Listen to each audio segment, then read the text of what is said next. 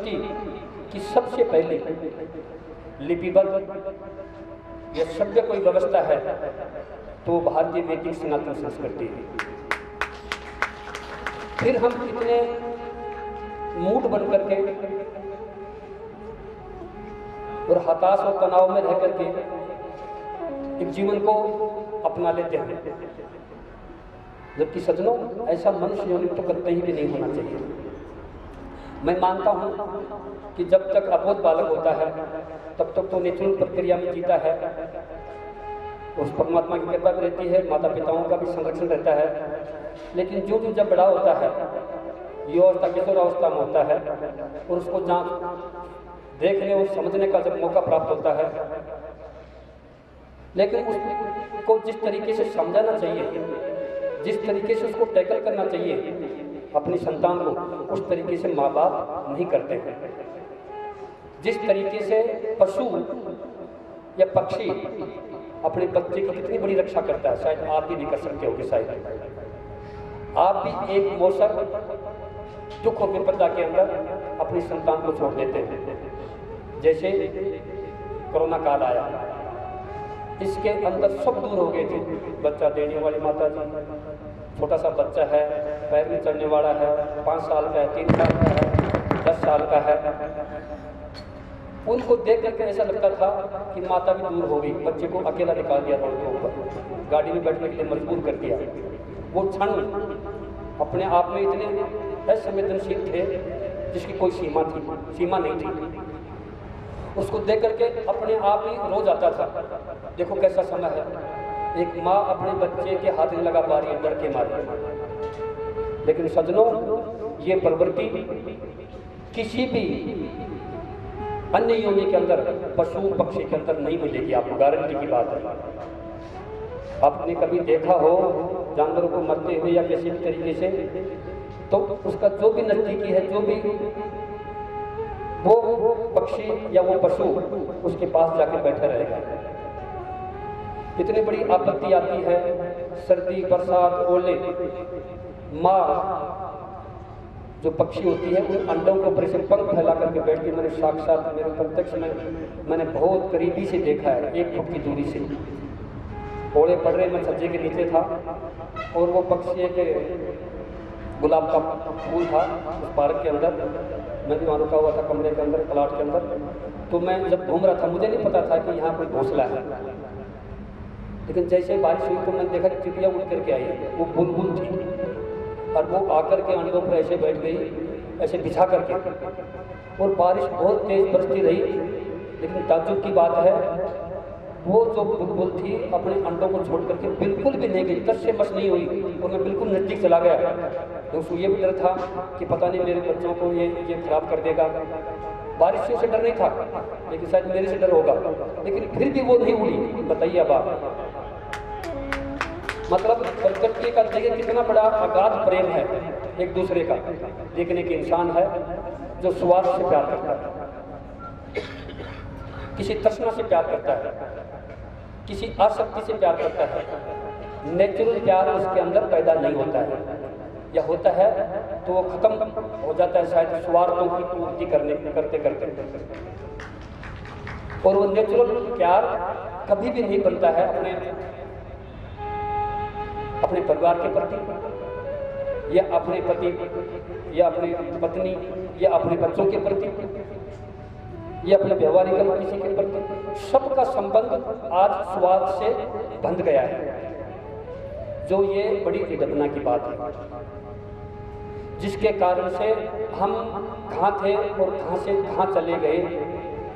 और यहाँ पर भी हम चलायमान है, अभी स्थिर नहीं हो पाए। जबकि इतनी महान संस्कृति, जिनका ज्ञान ध्यान विश्व की उच्च कोटि पर पहुंचा हुआ था, जो विश्व के गुरु कहे जाते थे, भारत देश गुरु कहा जाता था, उस देश की हम संतान होकर के और अपने आप को इतना मलिन, इतना हताश, इतनी नीरसता, इतना तनावग्रस्त, अस्वस्थता अपने ग्रहण हमारे अंदर समा चुकी है, ग्रहण कर चुकी है कि हम इससे बाहर नहीं निकल पा रहे। रोज हम दुख, विलाप, बस यही बातें करते रहते हैं, तनाव की बातें करते रहते हैं। किसी से मिले तो भी बस अपने ही रोजने गाते रहते हैं। अरे ये तो एक पशु भी नहीं गाता है, एक पक्षी भी नहीं गाता है। फिर आप इतने महान योनि में आकर के और बार बार इसका व्याख्यान करना, मैं दुखी हूँ, मैं दुखी हूँ, मैं दुखी हूँ, मैं दुखी हूँ। भाई आप दुखी नहीं हो, आप दुखी सिर्फ आपकी सोच से हैं, आपके विचार से हैं, आपके कर्म से हैं। ये सब चीजें अपनी मजबूत होती तो हम दुखी कभी नहीं होते। और फिर भी कोई दुखी होता है या कोई परेशानी से परेशान होता है, समस्या से परेशान होता है, तो उसको हिम्मत नहीं हारनी चाहिए। जिस प्रकार से एक पक्षी भी हिम्मत नहीं हारता है और आज तक उनके लिए कोई व्यवस्था नहीं बनी है, वो अपने आप इस प्रकृति में विचरण करते हैं निश्चल होकर के। वो कैसे उनका दिनचर्या चलती है, कैसे उनके कार्य व्यवहार चलते हैं, उनके कैसे खान पान होता है, हमें उनकी बिल्कुल भी कहीं चिंता नहीं रहती है। लेकिन हमारी स्वयं की चिंता रहती है, या हमसे कोई संबंधित व्यक्ति है उसकी चिंता होती है। जिससे कोई संबंध नहीं है उसकी भी चिंता नहीं होती है। जबकि हमें पूरे मानव समाज की चिंता करनी चाहिए। हम मानव, पूरी प्रकृति की चिंता करनी चाहिए, पूरे पशु पक्षियों की चिंता करनी चाहिए।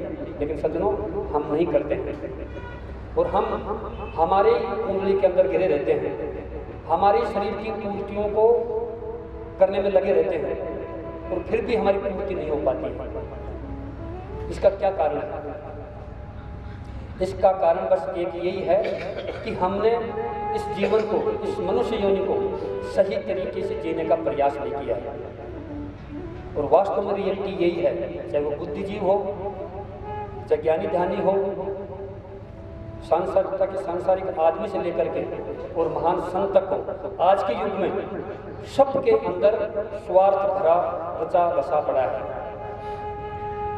बिना स्वार्थ के कोई कार्य व्यवहार में नहीं करता है। तो ये विडंबना की स्थिति है। फिर हम आगे कैसे बढ़ेंगे?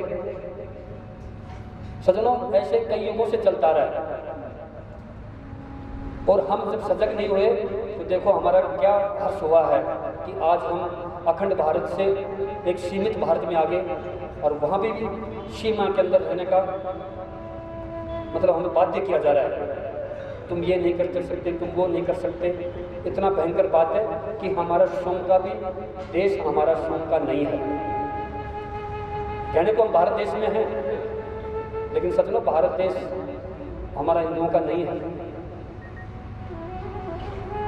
पता नहीं कैसे कैसे कानून बना दिए गए, हम कुछ नहीं कह सकते इसके बारे में। और देश कह सकते हैं, लेकिन हम नहीं कह सकते हैं। ऐसी कानून की व्यवस्था बना दी गई है। जबकि हमारा सनातन कितना महान था, हमारी संस्कृति कितनी महान थी, जिसके आगे विश्व की किसी भी देश की संस्कृति नहीं टिक पाती है। आज भी अपने आप के अंदर बहुत कुछ समेटे हुए हैं। वसुदेव कुटुंब की भावना, सर्वभौमतु सुखिने सर्व संतु निरामय की भावना, सर्वजन हिताय सर्वजन सुखाय आदि अनेक ऐसे दिव्य भावों के गुणों को अपने अंदर समेटी हुई है। लेकिन हम उस गहराई में नहीं जाकर के बर्बली ज्ञान को प्राप्त करके और हम फूले नहीं समाते। हम महान सनातन संस्कृति के अंश हैं। बड़े बड़े मंचों पर जाकर के टीक हाँकते हैं।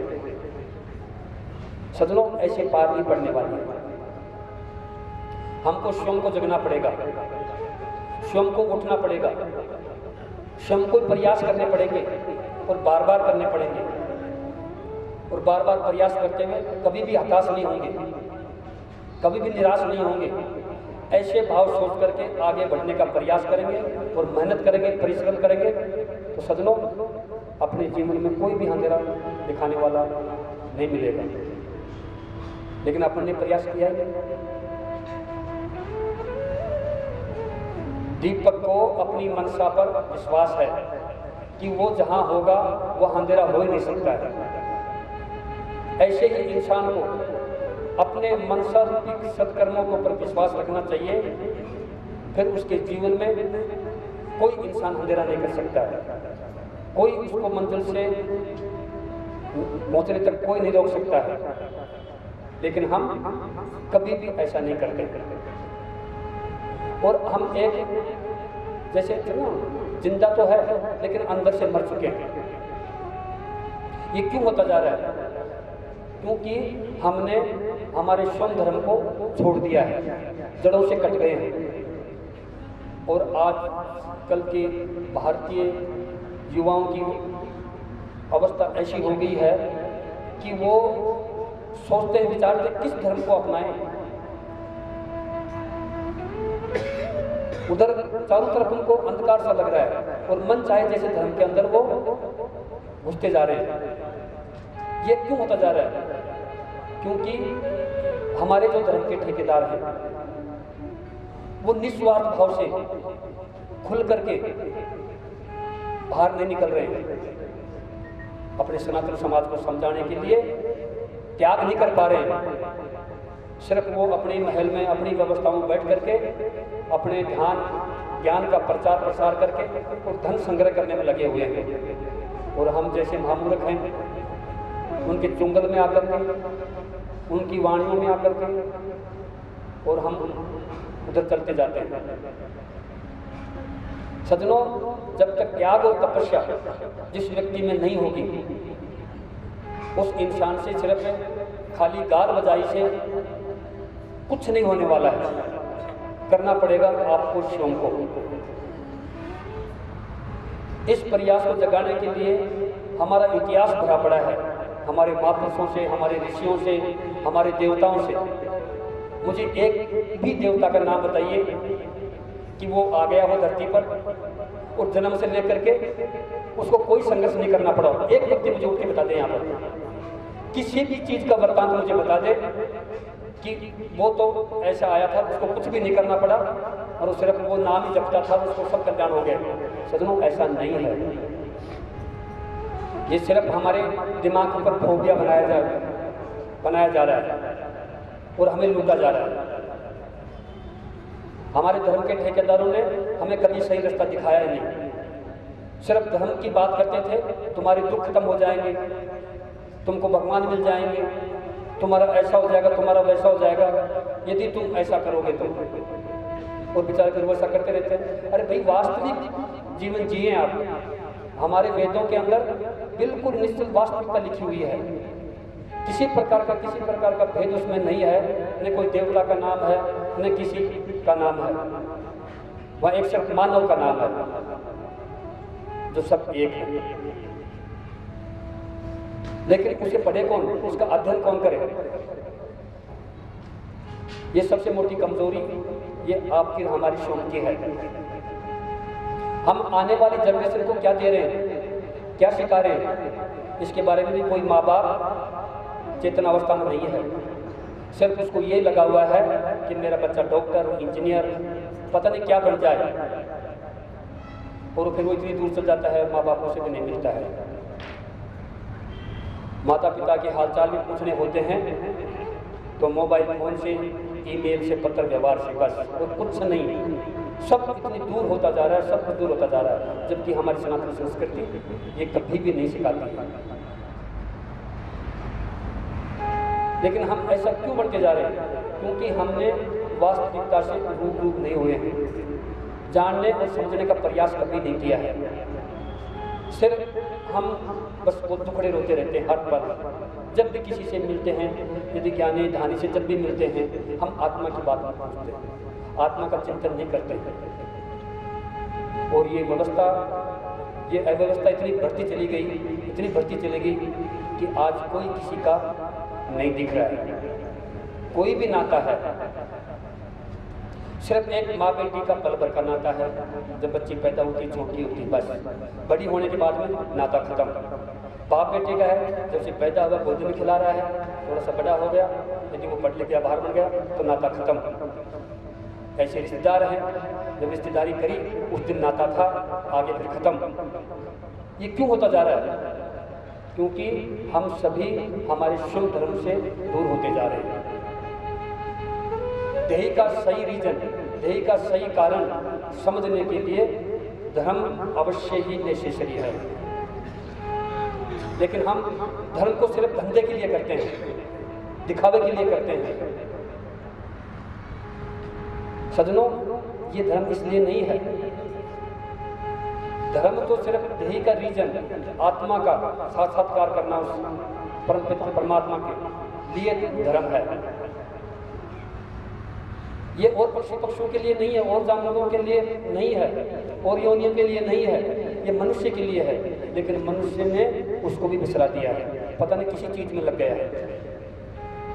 और आजकल तो इतनी आपाधापी हो गई है, किसी को फुर्सत नहीं है, और दहला भर का काम नहीं है उसके पास, फिर भी फुर्सत नहीं है। सबको पूछो, मेरे पास टाइम नहीं है। किसी से बात करो, मेरे पास टाइम नहीं है। बाप बेटे से बात करता है, नहीं डैड मेरे पास टाइम नहीं है। मतलब ये चारों तरफ कौन सा माहौल बन गया। सज्जनों, हम वास्तविक शिक्षा से, वास्तविक विद्या से दूर होते हुए और एक नकली शिक्षा से हम जुड़ गए हैं। इसका मेन कारण यह है, लोग बाग आपस में इतना, समाजों में कटुता है, प्यारे प्यारे में कटुता है, परिवार में भयंकर कटुता है, माँ बेटी में कटुता है, बाप बेटे में कटुता है, और वो इतना भयंकर बढ़ गया कि कोई किसी के एक दूसरे की आंखों से देख के राजी नहीं है। सज्जनों, ये हमारे संस्कारों की कमी है। हम बच्चे को बचपन से सही चीज सिखाते नहीं है, सिर्फ उसको टास्क देते, लक्ष्य देते हैं, तो बस ये पढ़ ले, तू तो इतने नंबर लिया, तू तो इसमें सिलेक्शन कर ले, फिर तेरी इच्छा जो करना, पहले उसको लिखित दे देते हैं। तो सज्जनों, ये हमारी सनातन संस्कृति नहीं सिखाती, और यही मेन दुख का कारण है। हम दुखी किससे दुखी हैं? हम सिर्फ बच्चों से, परिवार से, प्यारे प्यारे से, और बताओ किससे दुखी हो आप? जबकि ये चीजें कभी भी दुख देने वाली नहीं होती। चलो पराया आदमी तो फिर भी कुछ समझ लो, लेकिन पराये की बात नहीं करते। जिससे संबंध है उससे दुख है, ये अनसमझ के कारण है, ये बिना कुछ संस्कार के कारण है।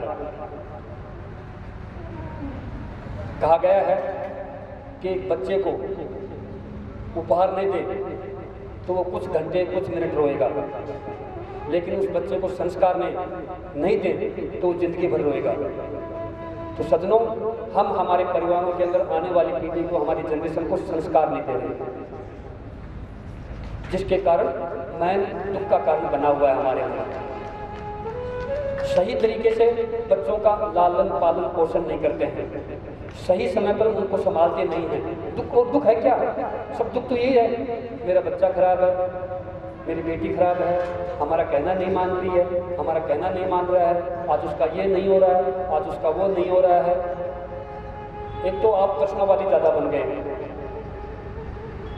कि बिना किसी कुछ किए हुए मेहनत के सब कुछ प्राप्त करना चाहते हैं, ये सोच बन गई है। और अपनी एक गली निकाली सेटिंग की, सेटिंग करो शायद मेरा कुछ बन जाए, और वो बच्चा बचपन से सेटिंग में लगा रहता है, तो जीवन में कुछ भी नहीं कर पाता है। यदि वो सेटिंग अपनी मेहनत से कर ले, अपने मन से कर ले, अपनी आत्मा से कर ले, अपने शरीर से कर ले, अपने परिश्रम से कर ले, तो उसको फिर भाई कोई सेटिंग नहीं करनी पड़ेगी। लेकिन नहीं करते हैं, क्योंकि इतनी गहराई का ज्ञान है नहीं, और हमें बताया भी नहीं गया। जबकि एक एक बाल का ज्ञान, एक एक जीवन की छोटी छोटी समस्या का निदान हमारे वेद और उपनिषदों में भरा पड़ा है। ये सारी प्रक्रिया आप भूल जाएंगे यदि उनको एक पर भी आप अध्ययन कर लें, दिल और दिमाग से, एक आत्मा की गहराई से, तो आप ये कहने छोड़ दोगे कि वास्तव में मेरी सोच की कमजोरी है, मैंने अपने आप को पहचाना ही नहीं, मैंने अपने आप को खोजने का प्रयास ही नहीं किया। सज्जनों, ये जीवन बड़ी मुश्किल से मिला है, इस समय दोबारा नहीं मिलने वाला है। आप सोच रहे हो कि दोबारा मिल जाएगा, कर लेंगे, इस तरीके से जीवन जी रहे हैं कि दोबारा आ जाएंगे, शायद घर की बात है। ऐसा नहीं है। बड़े बड़े ऋषि मुनि साधु संत बड़े बड़े तप करते हैं इस मनुष्य योनि के लिए, ताकि मैं बार बार इस योनि में आऊँ और बार बार तेरा ध्यान करूँ, तेरी लगन रखूँ। लेकिन आप हम सब एक अर्थोपार्जन के लिए, धन संग्रह के लिए, मान बढ़ाई के लिए, प्रतिष्ठा के लिए लगे हुए हैं, अंधाधुंध लगे हुए हैं। होड़ मची हुई है, एक दूसरे की होड़। पड़ोसी की गाड़ी आगे तो मेरी भी गाड़ी आनी चाहिए, चाहे हमारे पास कुछ व्यवस्था नहीं है, लेकिन दिखावा करना है इसके पास आगे तो हम भी लाएंगे। मन के ऊपर कंट्रोल नहीं है। ठीक है, इसके पास आगे तो कोई बात नहीं, हमारा जीवन ऐसा है, हम और मेहनत करेंगे और संघर्ष करेंगे तो गाड़ी क्यों लाएंगे, और अच्छी व्यवस्था बनाएंगे, इससे बढ़िया व्यवस्था। लेकिन नहीं, ये समझाने कौन आएगा? कोई नहीं आएगा समझाने। अब दोबारा कोई भी शंकराचार्य उत्तिष्ठ कहने वाला नहीं आने वाला है। अब आपको स्वयं को उत्तिष्ठ होना पड़ेगा, जगना पड़ेगा, और अभी भी नहीं जगे तो यहाँ भी हम नहीं बच पाएंगे। सज्जनों, इस भारत देश को शुरू से लूटने में कई हजारों साल, 1100-1200 साल तो हम गुलामी के कालखंड में व्यतीत किए हैं। शायद किसी देश का सबसे लंबा गुलामी का कालखंड होगा तो भारत का होगा, शायद मेरे ख्याल से। क्यों रहे गुलामी के कालखंड के अंदर? हम प्रलोभन के कारण, हम स्वार्थ पूर्ति के कारण, हमारी इच्छाओं की पूर्ति के कारण हमने कभी भी हमारा स्वयं का, हमारे देश के बारे में कभी विस्तृत रूप से गहराई से जानने का प्रयास नहीं किया, समझने का प्रयास नहीं किया। यही सबसे बड़ा दुख का कारण है। यदि ये चीज़ कर लेते और इन चीज़ों पर हम ध्यान देते और इन चीज़ों के प्रति हम आंदोलन करते, इन चीज़ों के प्रति लेकर के हम सजग रहते, तो शायद हमारी स्थिति ये नहीं बनती। हम मन चाहे जो नेते नांगड़े हैं, जो वोटों के टाइम में हमारे पीछे पड़ते हैं, धोख देते हैं, गली गली में किधर भी बैठ जाते हैं, और वो जब चुन के जाते हैं बाद में नहीं मिलते हैं, और फिर भी आपको समझ में नहीं आती। भाई सारी एनर्जी, सारी शक्ति, सारी पावर आप लोगों के पास है। कहते हैं ना, जनता जनार्दन, जनता भगवान का रूप होती है, वो कुछ भी चेंज कर दे। लेकिन समझो मेरे समझ में नहीं आ रही है वो बात, बस भगवान का रूप है। मुझे तो ये राक्षस का रूप दिख रहा है। भगवान का रूप होता तो हम इस स्थिति में नहीं रहते। ये सिर्फ मंचों के ऊपर बात अच्छी लगती है, बस्ती माता जो कह देगी, बस्ती माता में सब निकृष्ट व्यक्ति भरे पड़े हैं आजकल। कोई भी अच्छा व्यक्ति नहीं है, और जो अच्छा है उसके पीछे और पड़ गए, इसको खत्म करो, नहीं तो ये चेतन नहीं करते लोगों को। ऐसी व्यवस्थाएं हमारे चारों तरफ से घेर रही हैं, और ये इसी वजह से हो रही हैं, हमारी अच्छे से समझ के कारण नहीं। हमारी समझ जो होनी चाहिए धर्म के प्रति, संस्कारों के प्रति, मेहनत के प्रति, परिश्रम के प्रति, सजग रह करके काम करने के प्रति, तब तक हम कुछ भी न्याल नहीं हो सकते। बस ठीक है, पशु पक्षी भी अपने जीवन यापन कर रहे हैं, बच्चे पैदा कर रहे हैं, सब बड़े हो रहे हैं, खेल रहे कूद रहे हैं और जा रहे हैं, ऐसे ही अपन में भी हो रहा है। तो सज्जनों, इसको समझना पड़ेगा, और इसको समझने के लिए हमारे स्वयं धर्म से जुड़ना पड़ेगा, स्वयं धर्म को फॉलो करना पड़ेगा, संस्कार में उतार, शरीर में, कार्य व्यवहार में उतारना पड़ेगा। जब तक हम ऐसे सत्कर्मों के माध्यम से नहीं जुड़ेंगे और उससे धर्म के संस्कारों को नहीं पहचान पाएंगे, तो फिर हमारा लक्ष्य हमेशा भ्रमित हो सकता है। हमने एक छोटा सा प्रयास किया था कि क्या व्यवस्था थी, एक दूसरे समाज बैठ करके राजी नहीं थे एक साथ। ये छोटा है, ये बड़ा है, कितना भेदभाव, कितनी भयंकर कुरीतियां भरी पड़ी थी, जो आज बड़ी मुश्किल से कानून के डंडे के जोर से समाधान हुआ उसका। जबकि हमारे वेदों में, उपनिषदों में ऐसी कोई भ्रांति नहीं है, लेकिन हमारे जो धर्म के ठेकेदार थे उन लोगों के द्वारा ये चीजें बना दी गई, और वो अपना स्वार्थ पूर्ति करते रहे और हम खत्म मिटते रहे। लेकिन सज्जनों, अब समय आने वाला और विकट है। आप पीछे झांकिए, हमारे सनातन धर्मी लोगों ने, हिंदू लोगों ने के साथ कितना उनके साथ अत्याचार हुआ है, कितनी निर्दयता से उसने कत्लेआम किया गया है। सज्जनों, आज तक इतिहास बताता है 9 करोड़ हिंदुओं का कत्लेआम हुआ है। 9 करोड़ किसको कहते हैं? 9 करोड़। तो फिर भी हम सोए हुए हैं और आज भी उसी आपाधापी के स्वार्थ पूर्ति में लगे हुए हैं। मेरा जी जाए, मेरा ये हो जाए, बस मेरा मेरा लगी हुई है। तो सज्जनों, इस चीज़ से बाहर निकलना पड़ेगा। हमने एक छोटा सा प्रयास किया है इस यज्ञ के माध्यम से सभी समाजों को एक मंडप के नीचे बैठाने का।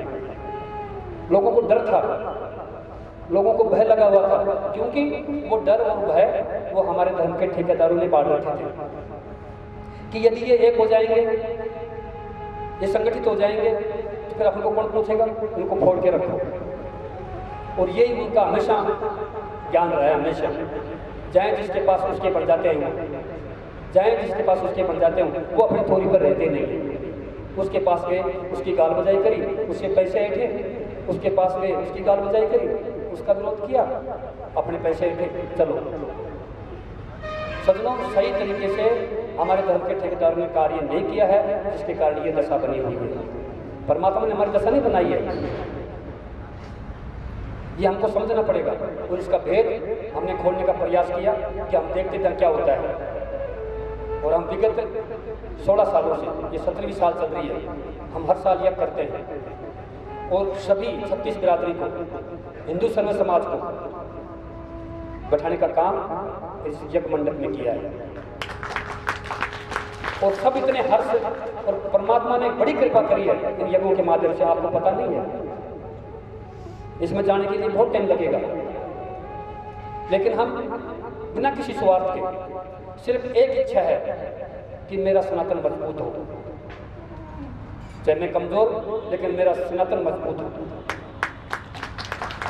तो मेरा जब सनातन मजबूत होगा तो मैं अपने आप, मेरा उद्धार हो जाएगा।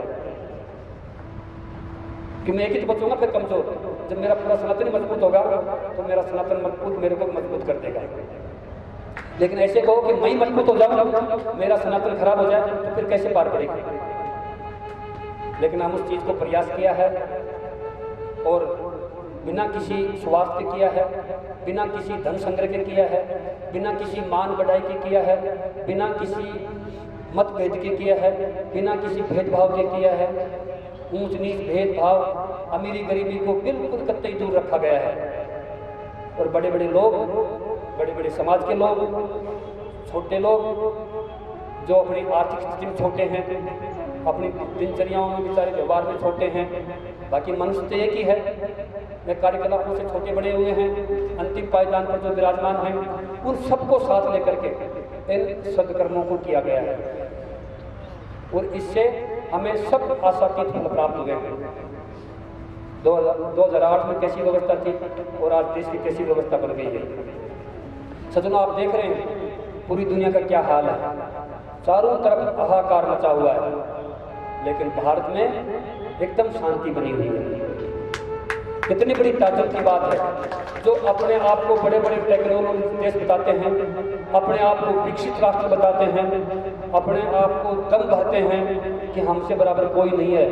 उन देशों के अंदर, उन राष्ट्रों के अंदर कितना भयंकर युद्ध चल रहा है, 4-4 साल से युद्ध चल रहा है।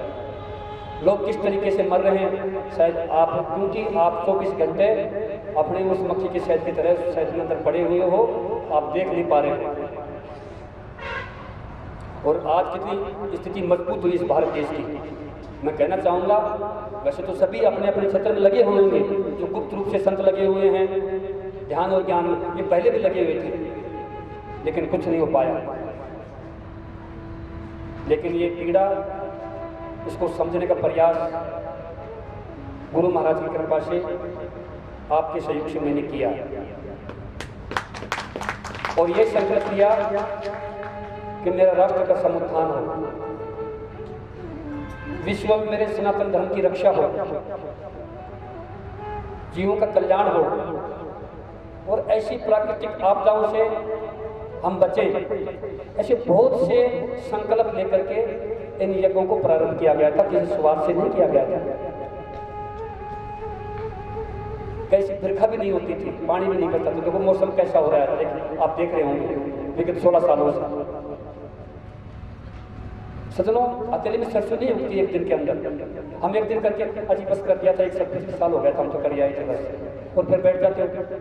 तो भैया आपने सुबह खाना खाने पर शाम को खाते हैं, अब कल सो लेते फिर दोबारा क्यों सोते हैं? ये चीज़ें हमें इस पर्पल से बाहर निकलना पड़ेगा, इस डबल से बाहर निकलना पड़ेगा। और ये जब भी निकल सकते हैं जब वास्तविक ज्ञान से रूबरू होंगे हम, लेकिन हम वास्तविक ज्ञान से रूबरू नहीं हो रहे। ये सबसे बड़ी विडंबना की बात है। तो सज्जनों, एक छोटा सा प्रयास हमने इस यज्ञ के माध्यम से किया है। इस भ्रांति को कि छोटा बड़ा भेदभाव, ऊंच नीच, छुआछूत, भगवान नाराज हो जाएगा, भगवान ऐसे हो जाएगा, मतलब कैसे कैसे विडंबनाएं थी, कैसे कैसे जालसाजी हमारे धर्म के ठेकेदारों ने फैला रखी थी और ऐसे सदकर्म होने बंद हो गए थे।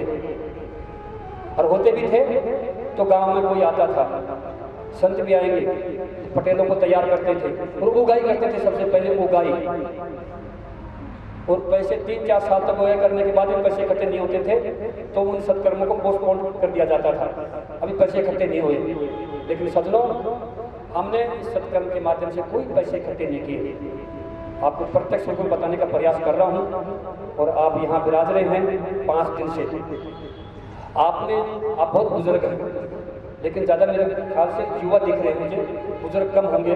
लेकिन जो भी बुजुर्ग होंगे यहाँ बैठे होंगे, वो अपने जीवन में, यौवन के जीवन में देखा होगा ऐसे सत्कर्मों को होते हुए। इसमें शरीक भी हुए हैं शायद, कैसे भी मैं नहीं जानता हूँ। लेकिन इस सत्कर्म को लेकर के और अपने जो भी सत्कर्म हुए हैं उनकी तुलना कीजिए आप। यहाँ आपको कैसा लग रहा है? 5 दिन आपके ऊपर यहाँ कौन पटेल बना हुआ है? किसके अधीन काम कर रहे हैं? कोई किसी के अधीन नहीं है। कोई यहाँ पटेल नहीं है, कोई यहाँ पंच नहीं है। सब तय प्रक्रिया हो रही है। ये सदगुरु सिद्ध योगी बाबा बालनाथ जी की असीम कृपा से, और वो आप हम सब के ऊपर समान दृष्टि से बनी हुई है। किसी प्रकार का भेदभाव नहीं है। कहीं कोई दान पेटी नहीं लगी हुई है, कहीं पैसों का दिखावा, बढ़ावा चढ़ावा नहीं हो रहा है। ये कम बात है? ये अपने आप में इस युग की विलक्षण बात है और इसको देखने की जरूरत है, समझने की जरूरत है। क्यों ऐसा क्यों किया जा रहा है? इसमें कोई हमारा स्वार्थ नहीं है। सिर्फ आपको जगाने के लिए, आपको सचेत करने के लिए, आपको होश में लाने के लिए कि कुछ नहीं ऐसा, पैसों से काम नहीं होता है। श्रद्धा, आस्था, विश्वास, समर्पणता ये यदि हो जाए इंसान के अंदर तो सबसे बड़े से बड़े कार्य हो सकते हैं। लेकिन हम ये चीजें नहीं करते। सज्जनों, गुरुदेव की कृपा हुई है और इतने बड़े संत, अद्वितीय संत, अकल्पनीय संत हैं जो हम शास्त्र और वेदों में जानते हैं कि ऐसे ऐसे ऋषि हुआ करते थे पहले। ऐसे स्वयं सिद्ध योगी बाबा बालनाथ जी अवतरित होकर इस धरा पर प्रकट हुए हैं, जिसके कारण आज इतने बड़े श्रेष्ठ सत्कर्म हो रहे हैं कि विश्व के किसी भी देश के धर्म के अंदर या संस्कृति के अंदर ऐसे सत्कर्म इतने लंबे समय तक 365 दिन चलने वाले कभी भी नहीं हुए हैं। तो कितनी बड़ी सौभाग्य की बात है कि आज आप इस सत्कर्म को करके इस सत्कर्म को ऐतिहासिक बना दिया और आप खुद ऐतिहासिक बन गए हैं। सज्जनों, हम इस यज्ञ के माध्यम से हम यज्ञ स्तंभ बनाएंगे। जब समापन होगा तो उसके बाद में जितने भी महानुभाव बैठे हैं उनकी किताबें बनेगी, तो कम से कम उस सनातन को या सनातन के अनुयायियों को या सनातन के धर्म के ठेकेदार बैठे हैं जो दिमाग में कई चिंताएं को रेखाएं खींची हुई थी कि इतना बड़ा, इतना लंबे समय तक कैसे हो सकता है, ऐसी कौन सी महान शक्ति है, उन सब से दमन से बाहर निकालने के। भाई महान शक्ति क्या करेगी? महान शक्ति आप हम स्वयं हैं, उस परमात्मा की देन, हम साक्षात उसका स्वरूप हैं। इससे बड़ी और क्या चमत्कार देखोगे आप? लेकिन फिर भी हम चमत्कारों के अंदर घुसे हुए, चमत्कार की बात करेंगे। तुम्हारे अंदर क्या शक्ति है, तुम क्या कर दोगे, तुम ऐसा कर दो, तुम वैसा, मतलब फालतू की बातों में अपना सारा समय व्यतीत करते जा रहे हैं। एक 4 आंगन के पेट के लिए कितने दिन खपा देते हैं, पूरी जिंदगी खपा देते हैं, और फिर भी रोजाना आते हैं कि सामने फिर कुछ है नहीं, सब क्या कर, बहुत दुखी हूँ साहब, मतलब किसी से मिल लो बहुत दुखी हूँ। बताओ, मनुष्य योनि में आकर के, साक्षात भगवान के स्वरूप में आकर के, कि भगवान वो देवता स्वयं तरसते हैं इस योनि में आकर के, वो योनि आप हमको सौंपी है और फिर हम दुखी हैं। सज्जनों, डट के परिश्रम करना चाहिए, कठिन परिश्रम करना चाहिए, कभी भी हराम की नहीं खानी चाहिए, प्रलोभन में नहीं आना चाहिए, फ्री रेवड़ियों में विश्वास नहीं करना चाहिए। जिस चीज़ की डिमांड होनी चाहिए, जिस चीज़ की आवश्यकता है, उन चीज़ों को पहचान करके उन पर करने का प्रयास कीजिए आप, तो कभी भी आपको कोई भी चैलेंज नहीं कर सकेगा। लेकिन हम नहीं करते हैं, क्योंकि हम हमारे शौक के धर्म से नहीं जुड़े हुए हैं। हम पागल हो गए हैं, एक आवारा पशु की तरह हो गए हैं इस मनुष्य योनि में आकर के। पता नहीं कहाँ भग रहे हैं, कहाँ चल रहे हैं, क्या बोल रहे हैं, क्या कह रहे हैं, क्या खा रहे हैं, कोई होश नहीं हमें। सिर्फ एक मन की तृष्णा को संतुष्ट करने के लिए, और मन की तृष्णा आज तक किसी की भी संतुष्ट नहीं हुई है। इसमें इतिहास भरा पड़ा है, रावण से लेकर राम तक भी। लेकिन हम फिर भी समझने का प्रयास नहीं करें, फिर भी वही बातें। तो सज्जनों, इन बातों से निकलना पड़ेगा हमें, और उसका प्रमाण हमने इन यज्ञों के माध्यम से दिया है। 108 से लेकर के 9108 कुंडीय यज्ञ, 5151 कुंडीय यज्ञ, 6161 कुंडीय यज्ञ, कितने कितने बड़े यज्ञ जो आदमी कल्पना नहीं कर सकता था। और वो इस घोर कलिकाल के अंदर, कोई सतयुग नहीं चल रहा है, तो सतयुग में ऐसा हुआ करता था, सतयुग का प्रमाण भी हमारे पास नहीं है। तो सज्जनों, इसको हमेशा इस सृष्टि को सतयुग मानो, कभी भी ऐसा नहीं मानो आप कि खराब है, ये अच्छी हो गई, अब आगे बढ़िया हो जाएगी। सदा इसका करने वाली है ये, अच्छे खराब आप हम होते हैं, आपके हमारे विचार होते हैं, आपकी हमारी सोच होती है, आपके हमारा व्यवहार होता है, आपकी हमारी दिनचर्या अच्छी और खराब होती रहती है। प्रकृति की कभी अच्छी और खराब नहीं होती है। प्रकृति जिस तरह की पहले थी वैसी आज है। ये दूषित हुई है तो हमारे कर्मों से हुई है, हमारे व्यवहार से हुई है, हमारी दिनचर्या से हुई है, हमारे कार्यकलापों से हुई है, हमारी व्यवस्थाओं से हुई है। हमारी कोई भी ऐसी व्यवस्था नहीं है मजबूत जिसको हम कह सकें कि ये व्यवस्था हमने बनाई है। तो सज्जनों, इसका भेद, इसका पटापेक्ष इन यज्ञों के माध्यम से हुआ था कि ये समाज बैठ जाएगा तो खराब हो जाएगा, वो समाज बैठ जाएगा तो खराब हो जाएगा। हमने सारे भेदों को इन यज्ञों के माध्यम से निराकरण किया है। तो आपको भी स्वयं को जगना पड़ेगा, इसकी अलग जगानी पड़ेगी। और सज्जनों, अब किसी का इंतजार नहीं करना, हम स्वयं उठें, और स्वयं के उठने के लिए ये यज्ञ का सत्कर्म किया जा रहा है। एक छोटे से छोटे आदमी, एक आम आदमी, आम जनता के सामने पेश कर रहे हैं हम, और घर घर से बुला के लेके आ रहे हैं। शायद ऐसा कभी भी नहीं हुआ होगा कि साहब आप यजमान बैठ के बैठिए, अपने स्वयं धर्म को एक बार साक्षात्कार कीजिए अपने कर्मों के द्वारा, तो आपको महसूस होगा कि क्या कर रहे हैं। कभी ऐसा नहीं कहा कार्यकर्ताओं ने कि बाबा आप तो 1000 रुपये दे दो, कोई बात नहीं, बैठे तो कोई बात नहीं, 1000 रुपये तो दिखा दो पर्चे के अंदर। ऐसा कुछ प्रोपेगेंडा नहीं किया गया है। एक नया मैसेज दिया गया है, और ये पहली बार मैसेज हो रहा है ऐसा कि देखो कार्यकर्ता कैसे काम कर रहे हैं। कोई कहता मुझे फुर्सत नहीं है। अब हमारे डॉक्टर लेखराम जी हैं, एक डॉक्टर हैं, भरपूर इनकी ड्यूटी है। गांव इनका देहलास है, भरूच के पास है, वास करते हैं जयपुर के अंदर। और बताओ कैसे ट्रायंगल में फंसे हुए हैं। गांव बहरोड है, रहते जयपुर हैं, नौकरी भरपूर है, ये ट्रायंगल है, और इस ट्रायंगल पर कोई भी सक्सेस नहीं होता है। लेकिन देखो इनके आत्मविश्वास से, इनकी मेहनत से, इनकी एक उत्साह और उमंग कि मेरा सनातन धर्म के लिए मुझे कोई आशा की किरण तो मिली, जिसके आधार पर मैं भग रहा हूँ, वो मेरा आधार मेरा मजबूत है। ये सबसे बड़ी बात है। और हमारा आधार सदगुरुदेव सिद्ध योगी बाबा बालनाथ जी की तपोस्थली, उनकी तपस्या, जिसके माध्यम से हमें जोश और उत्साह मिलता है कि हम करेंगे और करके रहेंगे। और सज्जनों, किया और कर रहे हैं, और आप इसको साक्षात रूप में इसके साक्षी ही नहीं, सहयोगी भी हैं। क्योंकि बहुत से लोग हैं आपस में बैठ करके व्यवहार करके एक दूसरे से, जैसे आज बैठ गए भाई सब हम बनाएंगे, जोड़े हम बनाएंगे, ऐसे हमें अलग जगानी पड़ेगी, घर घर जगानी पड़ेगी। ये तो मैंने एक छोटी सी प्रक्रिया चालू करी है और इसमें कितनी कठिनाई आई हैं वो जो करता है तो ही जानता है। जब आदमी जब निकलता है, जब पता पड़ता है कि मेरा व्यवहार समाज में कैसा था, मेरी बात कौन मानता है। जब तक आप में विनम्रता नहीं होगी, आप में समर्पणता नहीं होगी, आप में प्यार नहीं होगा, आप में सत्कार नहीं होगा, आदर भाव नहीं होगा, तो फिर बेकार है मनुष्य होना।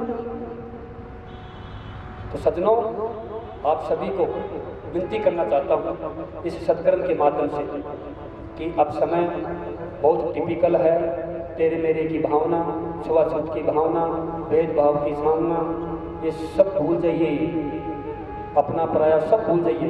सब सनातनी अपन सब एक हैं। हमारे कार्य व्यवहार भले ही अलग अलग हों, लेकिन हम सब परमपिता परमात्मा की एक संतान हैं और हमारा सबका वो एक परमपिता परमात्मा है। हम कोई दो नहीं है, हम कोई तीन नहीं है, हम कोई अनेक नहीं है। हम अनेकता में भी एक में विश्वास करने वाले मानवभाव सनातन धर्मावलंबी भी हैं हम। तो सज्जनों, इन भावों को संजो के रखना है और करना है। आने वाली पीढ़ी में हमें माफ नहीं करेगी। सज्जनों, हमारे वंशज किस किस प्रकार के दुख उठाए हैं, कैसे उनका कत्लेआम हुआ है और आज भी हो रहा है। सारी चारों तरफ से षड्यंत्रकारी नीतियां चलाई जा रही है भारत को पर कंट्रोल करने के लिए। लेकिन कुछ कृपा है उस परमपिता परमात्मा स्वरूप सिद्धियों की, बाबा बालनाथ जी की, ऐसे ही ऋषि मुनियों की, जो आज ये भूमि भी डटी हुई है, ये संस्कृति डटी हुई है। तो सज्जनों, इस संस्कृति को और मजबूत करना है, पुनः इसे प्रतिष्ठित करना है, इस धर्म दर्जा को वापस लहराना है। और वो कब लहरेगी? जब हम घर घर से खड़े हो जाएंगे और सबको जगाने का प्रयास करेंगे। और आप इसे जुड़ जाओगे तो आपके सब बंधन कट जाएंगे, गारंटी की बात। खड़े तो ये आप एक प्रयास कीजिए सबको एक करने के लिए, फिर देखना आपकी सारी भ्रांतियां खत्म हो जाएंगी। जब हम अच्छे संस्कारित हो जाएंगे तो हमारे अंदर लोभ, लालच, तृष्णा सब खत्म हो जाएंगी। इसी के लिए तो त्याग और तपस्या करते हैं साधु संत, प्रयास करते हैं हमारे अंदर से गंदगी निकले। उसके लिए प्रयास करना पड़ेगा, उसके लिए मेहनत करनी पड़ेगी, उसके लिए तप करना पड़ेगा, उसके लिए जप करना पड़ेगा, उसके लिए सत्कर्म करने पड़ेंगे। और ऐसे सत्कर्मों से जुड़ेंगे तो हम जरूर भी पार पा सकते हैं, इसमें कोई संशय नहीं है। क्योंकि इतिहास है, जिन्होंने भी पार पाया है उन्होंने हार्ड वर्किंग करी है, चाहे वो साधारण मनुष्य हो और साधारण से असाधारण बने हुए हो, या मनुष्य से नर से नारायण बने हुए हो, उन सब ने मेहनत करके ये चीज प्राप्त करी है। बिना मेहनत के आराम से किसी को भी प्राप्त नहीं हुआ। तो सज्जनों, एक छोटा सा मेरा प्रयास था सबको संगठित करके, सबके ये भेदभाव भुला करके उसका परमपिता परमात्मा में एक मैसेज देने के लिए कि हम सब एक हैं और वो सब हमारा एक है। इस भाव को प्रदर्शित करने के लिए इन यज्ञों का माध्यम, इन यज्ञों का सहारा लिया गया और सभी लोग एक मंच पर बैठ करके, एक मंडप के नीचे बैठ करके ये सत्कर्म विगत 16 सालों से करते आ रहे हैं। ये कोई आज का नहीं है, ये कोई नया नहीं है। तो सज्जनों, आज आप भी इस यज्ञ से उठने से पहले और इस यज्ञ के सत्कर्म को हमेशा हमेशा के लिए यादगार बनाने के लिए कोई ना कोई संकल्प जरूर लेंगे। आज आपका नया साल भी है, आप इस बैच के बहुत भाग्यशाली मानवभाव से पत्नी यजमान हैं कि पुरानी साल का समापन अंतिम दिन भी ऐसे सत्कर्म से किया है और इस नई साल का प्रारंभ भी एक नई सत्कर्म से कर रहे हैं। कितनी बड़ी बात है। और आज संकल्पित होकर जाएंगे तो अपने जीवन में आप बदलाव देखेंगे, परिवर्तन देखेंगे। तो सज्जनों, कहा गया है कि एक इच्छा से कुछ नहीं बदलता, एक निर्णय से कुछ थोड़ा बहुत बदलता है, लेकिन एक निश्चय सब कुछ बदल देता है। तो आज आप एक निश्चय करके जाएंगे कि आज से मैं संकल्प लेता हूं कि आज से मैं मेहनत करूंगा, फ्री का नहीं खाऊंगा, हार्ड वर्किंग करूंगा, मेरे माता पिताओं से प्यार करूंगा, मेरे परिवार से प्रेम रखूंगा, रिश्तेदारों से अच्छा व्यवहार रखूंगा, कभी भी छोटी छोटी बातों पर रुष्ट नहीं होऊंगा, कभी भी बिखरूंगा नहीं, लड़ाई झगड़ा नहीं करूंगा, झूठी जामनी नहीं दूंगा, गलत सब चीजें खाऊंगा नहीं, गलत व्यवहार के अंदर मैं शरीक नहीं हूँगा, साथ नहीं दूंगा। तो कई चीजें ऐसी हैं, यदि आप संकल्प करके जाएंगे आज, तो आपका भविष्य बहुत उज्जवल हो सकता है। और हमने यहाँ रखा है, हमने यहाँ नोटों की भेंट नहीं रखी है, हमने खोट की भेंट रखी है कि आप एक खोट इस गुरु महाराज के हवन के माध्यम से गुरु जी के चरणों में एक खोट चढ़ा के जाएंगे, जो आपको परेशान कर रही है, जो आपके परिवार को परेशान कर रही है, या आपके माता पिताओं को परेशान कर रही है, या आपको स्वयं को परेशान कर रही है, ऐसी खोट यहाँ चढ़ा के जाइए। लड़ाई झगड़ा, गुस्सा, क्रोध, पति पत्नी में क्या क्या चल रहा है माहौल? अरे भाई, आपसे बड़ा और आपसे बड़ी योनि और कौन सी आएगी? कोई नहीं आने वाली है, और अपन की दोबारा नहीं मिलने वाली है। तो हमें सजग होकर के इस जीवन को जीना चाहिए, सतर्क होकर के जीना चाहिए, एक एक चीज बारीकी से ध्यान रखना चाहिए, फिर हम किसी को दोष नहीं देंगे। तो ऐसा संकल्प कर जाएंगे तो इस आने वाली पीढ़ी, जो आपकी आने वाली संतानें हमेशा जिंदगी भर याद रखेगी। और हमने उसके लिए एक यज्ञ स्तंभ, जो सृष्टि में अब तक कोई स्तंभ नहीं लगा है इस सत्कर्म का, ये पहली बार लगेगा इस हाईवे के बीच में, जिस पर आपका नाम रहेगा। मुख्य यजमान जो प्लस 10 जोड़े बनाने वाले हैं वो, और जो आप बैठे हैं, आपका किताब में नाम होगा। और ऐसा पहली बार होगा इस सनातन के अंदर, निस्वार्थ भाव से। तो आप यहाँ जरूर एक संकल्प लेके जाएंगे।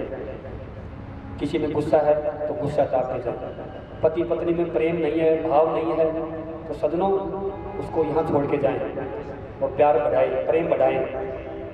बच्चे भी आपको देखते हैं, मम्मी पापा कैसे लड़ते हैं, घर घर में लड़ाई होती है। झूठ बस पूछो मत, बचपन से सिखा दी जाती है। यदि बच्चों से हम बैठ करके बच्चों के साथ खाना खाएं, बच्चों से प्यार करें, बच्चों को दुत्कारें नहीं, तो सदनों वो फिर दूसरी तरफ स्लिप नहीं होंगे। लेकिन हमारी कमजोरी है, हम बार बार उसको डांटते हैं, छोटी छोटी बातों पर डांटते हैं, बच्चों में डर बैठ जाता है।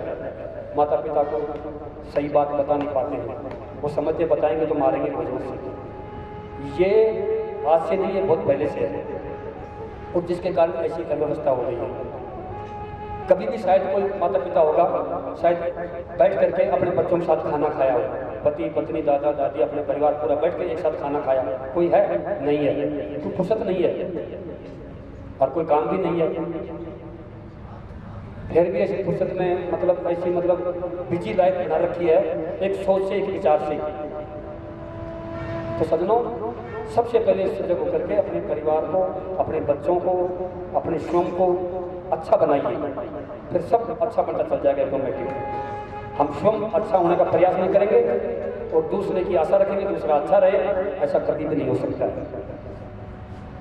तो हमको स्वयं को जगना पड़ेगा, हमको स्वयं को ठीक होना पड़ेगा, हमको स्वयं को मेहनत करनी पड़ेगी, परिश्रम करना पड़ेगा, हम स्वयं को त्याग करना पड़ेगा, तपस्या करनी पड़ेगी, हमको स्वयं को दिनचर्या व्यवहार अच्छा करना पड़ेगा। तो सब चीजें हमें चारों तरफ अच्छा ही अच्छा महसूस होगा। तो सदनों, यहाँ रखा है, कोई भी एक दुर्व्यसन छोड़ के जाएंगे। आपने क्रोध हो तो यहाँ छोड़ के जाएं, आज से मैं आज से क्रोध नहीं करूँगा, खुद से भी नहीं करूँगा, मुझे संयम रखूँगा, इस चीज़ के ऊपर प्रयास करूँगा मैं पूरा का पूरा। आपसे भी लड़ाई नहीं करूँगा, माता पिताओं का विरोध नहीं करूँगा।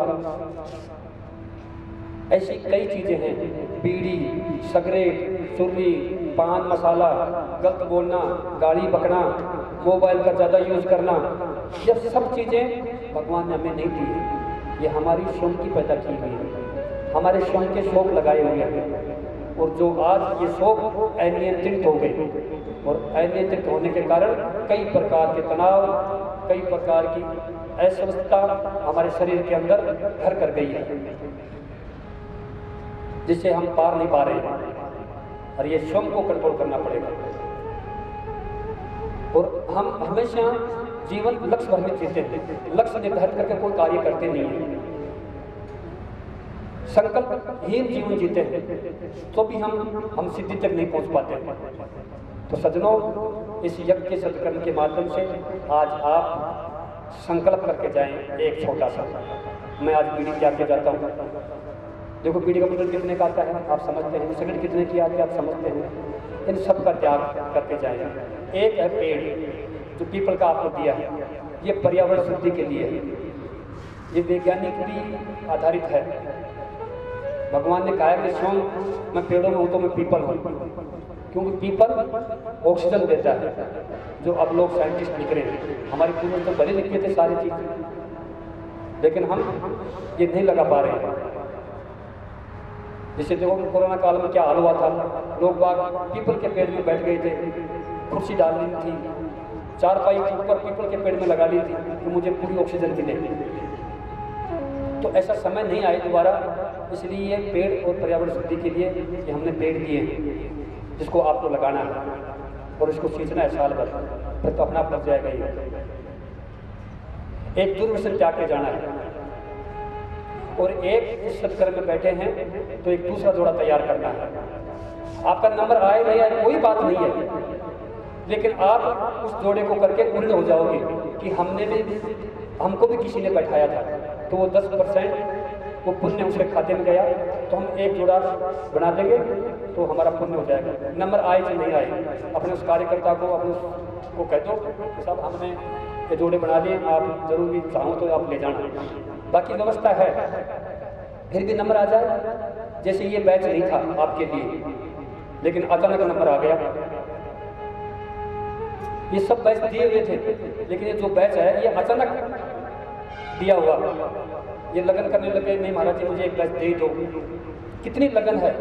एक व्यक्ति अपनी नौकरी भी करते हैं सरकारी, और आप लोगों के दर पर जा रहा है, आपके चरणों में समर्पणता दिखा रहा है, आपसे प्यार कर रहा है, और आपको सिर्फ लुटाने के लिए नहीं लाया यहाँ पर, सिर्फ आपके 8,200 रुपये निमित्त, जो रोज के 22 रुपये हैं, वो एक 30 रुपये बीड़ी के मंडल से भी कम है, जो आप रोज भूखते हैं।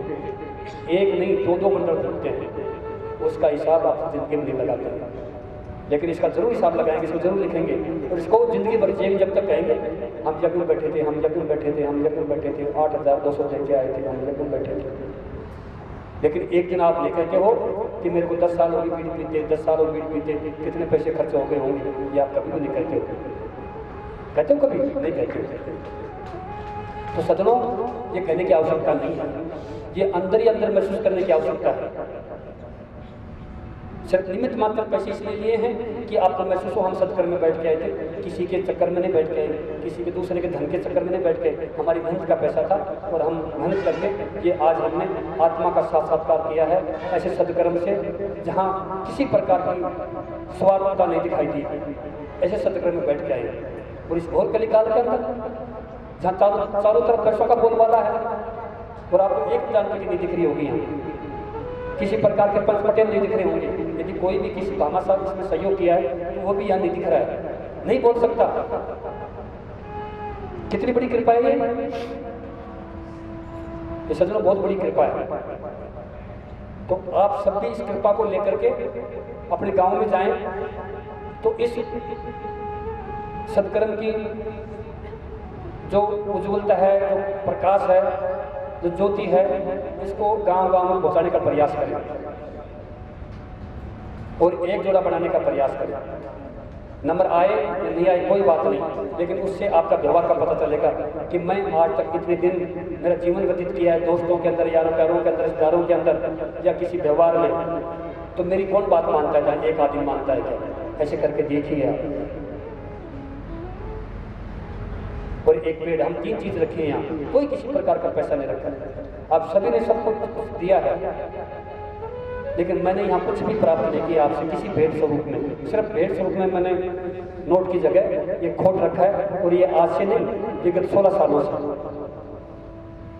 तो आप सभी से मैं विनती करना चाहूँगा, सभी मेरे हिंदू सर्व समाज के महानुभाव से, पत्नी के जमानों से, कि आप यहाँ जरूर संकल्प लेकर जाएंगे किसी एक चीज का, तो आप सभी धन्य होंगे इस पुण्य से। इन्हीं शब्दों के साथ मेरे शब्दों को विराम देता हूँ। हमसे किसी प्रकार की कोई त्रुटि हुई हो, कोई भूलवश गलती हुई हो मेरे या मेरे कार्यकर्ताओं से, तो मैं आपके चरणों में पुनः क्षमा मांगता हूँ।